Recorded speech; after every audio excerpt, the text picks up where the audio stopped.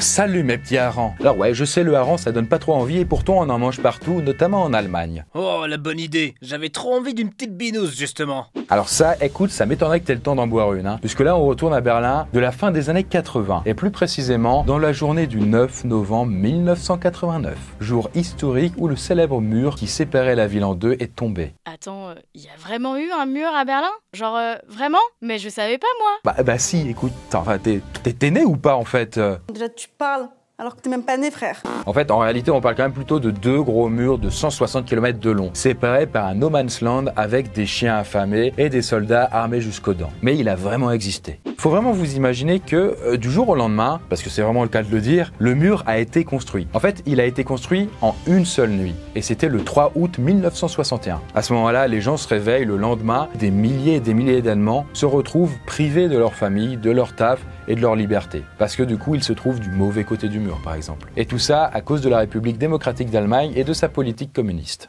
Et justement, nous allons nous intéresser à cette journée décisive qui a soldé la fin de ce mur et en même temps, du coup, la fin du bloc communiste. Parce que je le rappelle, à ce moment-là, on était en pleine guerre froide et il y avait les Américains contre l'URSS, le capitalisme contre le communisme. Et ce jour-là, ce jour où le mur est tombé, ça a été une sorte de symbole pour montrer au monde entier que un régime politique tombait avec lui. Tout avait commencé avec une simple petite boulette lâchée en conférence de presse. Dans cette vidéo, nous allons retracer ces 24 heures où il y aura maladresse politique, bombe médiatique et colère du peuple. Bref, ce jour où le mur de Berlin est tombé.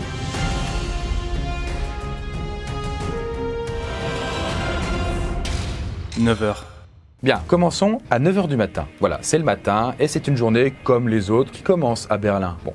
Pas tout à fait comme les autres. Mais à cette heure-là, personne ne le sait encore. Parce que à ce moment, il y a quand même un petit gars qui stresse un petit peu, c'est Egon Krenz, le secrétaire général du SED, autrement dit le Parti communiste allemand. Et pourquoi il est tendu comme ça, le monsieur? T'es tendu comme une crampe. Parce qu'il vient tout juste de décrocher le poste, le gars. Parce que là, ça fait juste 3 semaines qu'il est là, et autant vous dire que, il a quand même une grosse pression. Et puis, en même temps, il n'est pas arrivé au meilleur moment, puisque ça va pas fort en RDA. Donc la RDA, je rappelle, c'est la partie à l'est de l'Allemagne, la partie du coup qui est communiste. En gros, de leur côté, l'économie est toute pourrie, les gens en ont marre d'être privés de liberté, et ça commence à râler de plus en plus dans les rues. Bref, ça pue quand même du cul. Le système communiste, dans ses beaux idéaux, ne fonctionne pas très bien en tout cas. Et d'ailleurs, ce parti communiste commence à battre de l'aile un peu partout dans le monde, ce qui ne rassure pas du tout la RDA. D'ailleurs, la Hongrie va être le premier pays à lever le rideau de fer, c'est-à-dire l'espèce de mur invisible qui sépare les pays du bloc soviétique et les pays de l'Ouest. Vous voyez la France et compagnie, vous voyez tous ceux qui sont plutôt dans le délire capitaliste.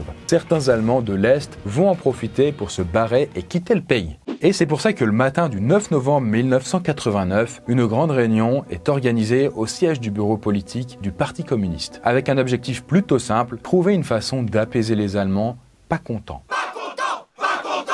Et pour ça, il se penche sur l'épineuse question de la libre circulation en Allemagne de l'Est. Non, parce que, faut le dire, on est en dictature de ce côté-là. Donc les gens ne peuvent pas se déplacer comme ça, d'un simple claquement de doigts. Et comme le peuple n'est plus trop d'accord avec cette idée, faut trouver un truc pour les calmer. Le SED se met d'accord sur le principe que les Allemands pourront voyager, mais uniquement s'ils en font une demande au préalable, quoi. Oh c'est trop sympa ça. Les gens vont enfin pouvoir bouger librement et faire la fête tous ensemble. Bon, enfin, t'enflamme pas non plus, Ils vont pas pouvoir complètement sortir, faut pas non plus déconner, À force de débattre et à rédiger des feuilles sur les futures lois en vigueur, les gars décident d'organiser une grosse conférence de presse le soir même, histoire que les Allemands découvrent en direct ce qui les attend pour la suite. 18h53. Voilà. La conférence de presse est bien entamée et ça va faire presque 1 heure que Grunter Schabowski, donc le porte-parole du Parti socialiste unifié de la RDA, voilà, les communistes présente les nouvelles décisions du SED face aux caméras. Sauf que dans la salle, il y a un journaliste italien qui s'appelle Riccardo Eman. Et Riccardo, il aime bien les détails et surtout, il pose les questions qui fâchent. Ouais, un fouille-merde quoi. Non, en fait, c'est juste son taf tu vois. Surtout en vrai, il va simplement lui demander quand rentrera en vigueur la loi des libres déplacements en Allemagne. Le truc, c'est que Goethe, il sait pas trop quoi répondre puisque depuis tout à l'heure, il lit des fiches et je vous rappelle qu'il n'était pas du tout présent lors de cette journée de blabla avec ses potos communistes. Donc, il connaît pas les détails, Donc, il va continuer de feuilleter le document en faisant durer le suspense. Sauf qu'il va littéralement passer à côté d'une info capitale. C'est la fameuse date d'application de cette loi. C'est le 10 novembre 1989. Attends, c'est pas le lendemain ça? Exactement, oui. En fait, à la base, tout devait se faire le 10 novembre, donc le lendemain, avec un contrôle bien plus vénère aux frontières. Sauf que Gunther, lui, il a pas vu le feuillet où c'était écrit. Et comme il doit rapidement répondre un truc aux journalistes, il improvise et il répond à un machin un peu au pif, quoi. Dazu entschlossen, heute eine Regelung zu treffen, die es jedem Bürger der DDR möglich macht, über Grenzübergangspunkte der DDR. Wann tritt das in Kraft? Das tritt nach meiner Kenntnis ist das sofort. Unverzüglich. Donc voilà, en fait, pour vraiment vous situer le truc, le gars vient de balancer une info complètement fausse devant tout un tas de journalistes médusés. Et donc oui, vous vous doutez bien que une telle annonce va rapidement être diffusée dans les médias et va faire l'effet d'une vraie bombe. 20h. Forcément, l'info circule à vitesse grand V et déjà, les premiers Berlinois se pressent devant les 13 postes de contrôle qui sont répartis dans toute la ville. Le problème, c'est que les gardes, ils sont au courant de rien, eux. Donc, ils ne savent pas trop comment réagir, quoi. Ah, ça va casser de l'allemand, là, c'est sûr. Du coup, ouais, c'est ce que craignent les soldats, ouais. D'autant plus que les gens commencent à râler et à perdre patience. Alors, en attendant les ordres, les soldats ne font rien. Comme ça, il n'y a pas de problème en attendant les consignes des officiers. 21h15. Sauf que voilà, ça va faire presque 1h15 que les gardes frontières attendent des nouvelles de leur direction. Ce qui peut sembler donc très très long quand tu fais face à des Berlinois de plus en plus vénères. Parce que là, vous vous doutez bien que c'est pas juste 2-3 pecnos qui attendent l'ouverture des portes. Non, il y a masse de gens. Ouais, mais enfin, à la base, la RDA voulait pas trop leur donner ce droit tout de suite. Donc ça m'étonnerait qu'ils changent d'avis, quoi. Ouais... Mais en fait, ils n'ont pas trop le choix, quoi. Non, parce que si le contexte actuel mondial est effectivement très tendu, c'est aussi parce que 5 mois avant, il y a la Chine qui lui aussi est un pays communiste, qui connaît une scène de manifestation violente avec une issue tragique. Et vous le connaissez sans doute, c'est le célèbre massacre de la place Tiananmen. En 1989, la place Tiananmen devient le théâtre de nombreuses manifestations où étudiants et ouvriers viennent crier leur colère, en demandant moins de corruption et plus de démocratie. Mais dans la nuit du 3 au 4 juin, le régime met fin à 7 semaines de défilés et de grèves en ouvrant le feu sur le peuple. Encore aujourd'hui, le nombre de morts reste inconnu, mais on estime qu'entre 400 et 1000 personnes ont perdu la vie. Alors autant vous dire que les gars n'ont pas du tout envie que ça se reproduise. Mais du coup, ils font quoi les gardes frontières à ce moment-là? Pour calmer le jeu, on les autorise à laisser passer quelques personnes, genre pas plus de 500. Et pour faire ça, ils vont devoir prendre en photo et tamponner les passeports des gens qui passent à l'ouest, histoire qu'on leur retire leur nationalité est-allemande. Allez, ciao la dictature et bonjour les petites zouzes de l'Allemagne de l'Ouest. Voilà, t'as tout compris. En fait, vraiment, faut dire, sur la partie est, c'était pas ouf. Et donc là, les gens sont trop contents de se barrer. Autant dire qu'ils s'en battent vraiment les couilles d'avoir l'interdiction formelle de revenir à l'est. Et donc cette possibilité de passer les frontières, c'est une vraie aubaine, un vrai symbole de liberté. Alors ils veulent absolument en profiter. Sauf que, évidemment, plus le temps passe, plus les gens se pressent devant les checkpoints. Et ça devient de plus en plus compliqué de gérer la foule.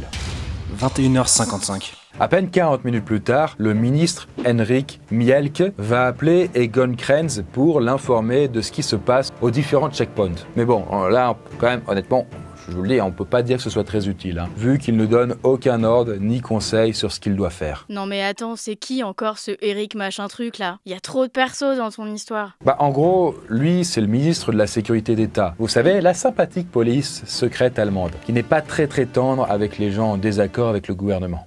Créée le 8 février 1950, la Stasi était chargée de surveiller chaque citoyen et d'infiltrer tous les réseaux à la recherche de personnes réfractaires au système en place. Sur les 16,4 millions d'Allemands de l'Est, presque 3% de la population appartenait de près ou de loin à la Stasi, ce qui représente à peu près 500 000 personnes, soit un espion pour 34 personnes. Mais une chose est sûre, à ce moment-là, tout le monde est un peu bloqué. Les dirigeants de la SED n'ont absolument aucune idée de ce qu'il faut faire, les gardes-frontières sont bloqués, tandis que les Allemands, les civils, tout ça, commencent sérieusement à en avoir ras le cul. 23h15. Là, il est 23h15 et au checkpoint de la Bornholmer Straße, il y a un certain Harald Jaeger, qui est le lieutenant-colonel de la Stasi, et qui est à deux doigts, lui, de péter un plomb. Ça va péter!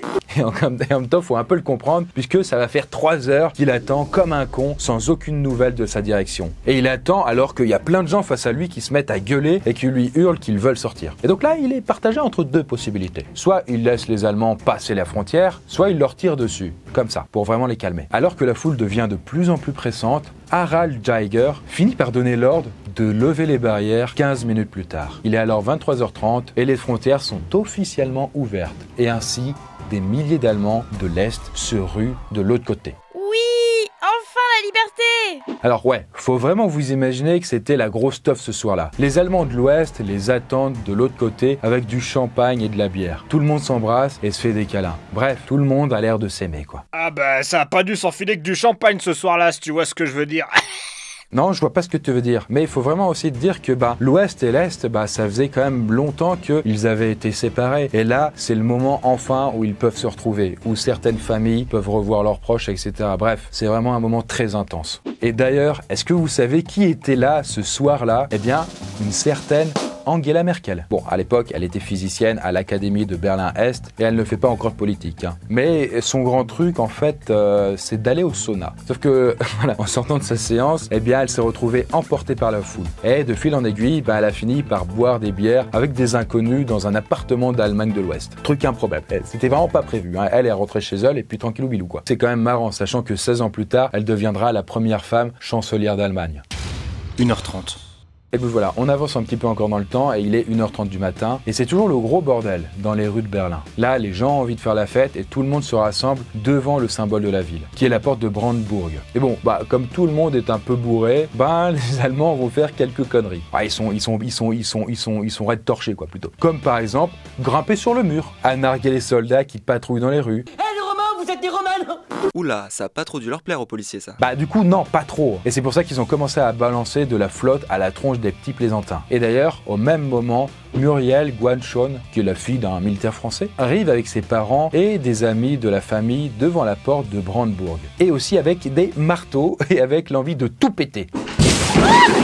Oh yeah! Et du coup, ils ne sont pas les seuls à avoir eu cette petite idée-là, puisqu'il y a plein d'autres Allemands qui passeront la nuit entière à taper le mur. Et donc voilà, ils tapent le mur. Ils le cabossent et ils le détruisent à petit feu. Et donc voilà, ça c'est typiquement le genre de morceau qu'ils pouvaient arracher du mur. Et d'ailleurs, ce ne sont pas les seuls, puisqu'il y a d'autres Allemands qui passeront la nuit entière à taper le mur, dans l'espoir de faire tomber ce symbole de la guerre froide.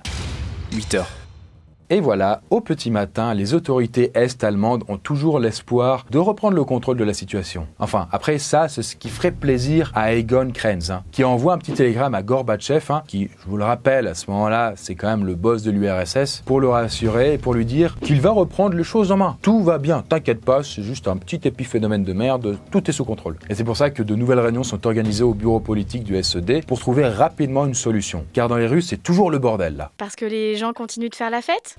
Déjà oui, mais c'est surtout parce qu'il y a plein de bouchons dans toute la ville, parce que les Berlinois, ils ont pas le temps en fait, ils veulent se barrer en caisse, donc forcément ça prend de la place. Mais très rapidement, les forces de l'ordre comprennent que ça ne sert plus à rien de lutter. Le tampon des visas est rapidement donné aux gens de l'Est. Il faudra attendre officiellement la fin de la journée pour qu'Egon capitule et accepte l'idée que le mur de Berlin est définitivement tombé. Ouais, tomber c'est un bien grand mot, les gars l'ont à peine esquinté avec leur petit marteau. Ouais, t'as raison. En fait, en vrai, le mur il est pas tombé cette nuit-là, quoi. C'est pas tout à fait. Il y avait quand même 160 km de bazar. Durant l'année, il y a quelques pans qui sont jartés. La démolition du mur de Berlin ne se fera que entre juin et novembre de l'année suivante, quoi. Avec plus de 40 000 blocs retirés, ce qui représentera 120 000 tonnes de béton. Mais la chute du mur de Berlin, c'est plus qu'un gros tas de pierres qui s'effondrent, puisque c'est surtout une chute plus symbolique qui est celle d'un modèle communiste qui s'effrite et qui va progressivement perdre du terrain. Mais est-ce que l'histoire aurait été différente si Schabowski, vous savez, le mec du coup qui n'avait pas préparé sa conférence de presse, n'aurait pas fait cette bourde à ce moment précis? Est-ce que le mur se serait effondré un jour? Ou peut-être serait-il encore aujourd'hui toujours présent?